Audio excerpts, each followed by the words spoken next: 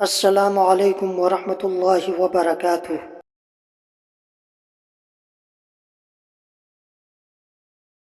بسم اللہ الرحمن الرحیم۔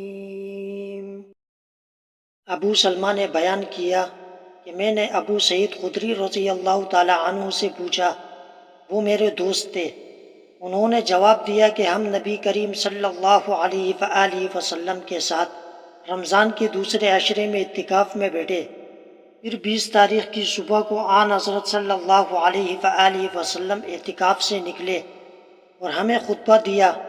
آپ صلی اللہ علیہ وآلہ وسلم نے فرمایا کہ مجھے لیلۃ القدر دکھائی گئی لیکن بھلا دی گئی، یا آپ نے یہ فرمایا کہ میں خود بھول گیا، اس لیے تم اسے آخری عشرے کی طاق راتوں میں تلاش کرو۔ میں نے یہ بھی دیکھا ہے خواب میں کہ گویا میں کیچڑ میں سجدہ کر رہا ہوں، اس لیے جس نے میرے ساتھ اعتکاف کیا ہو وہ پھر لوٹ آئے اور اعتکاف میں بیٹھے۔ خیر ہم نے پھر اعتکاف کیا۔ اس وقت آسمان پر بادل کا ایک ٹکڑا بھی نہیں تھا، لیکن دیکھتے ہی دیکھتے بادل آیا اور بارش اتنی ہوئی کہ مسجد کی چھت سے پانی ٹپکنے لگا جو کھجور کی شاخوں سے بنی ہوئی تھی۔ پھر نماز کی تکبیر ہوئی تو میں نے دیکھا کہ رسول اللہ صلی اللہ علیہ وآلہ وسلم کیچڑ میں سجدہ کر رہے تھے، یہاں تک کہ کیچڑ کا نشان میں نے آپ صلی اللہ علیہ وآلہ وسلم کی پیشانی پر دیکھا۔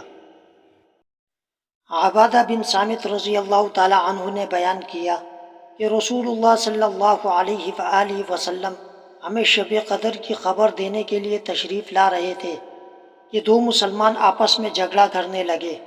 اس پر آپ صلی اللہ علیہ وآلہ وسلم نے فرمایا کہ میں آیا تھا کہ تمہیں شب قدر بتا دوں، لیکن فلاں اور فلاں نے آپس میں جھگڑا کر لیا، بس اس کا علم اٹھا لیا گیا، اور امید یہی ہے کہ تمہارے حق میں یہی بہتر ہوگا، بس اب تم اس کی تلاش آخری عشرے کی 9 یا 7 یا 5 کی راتوں میں کیا کرو۔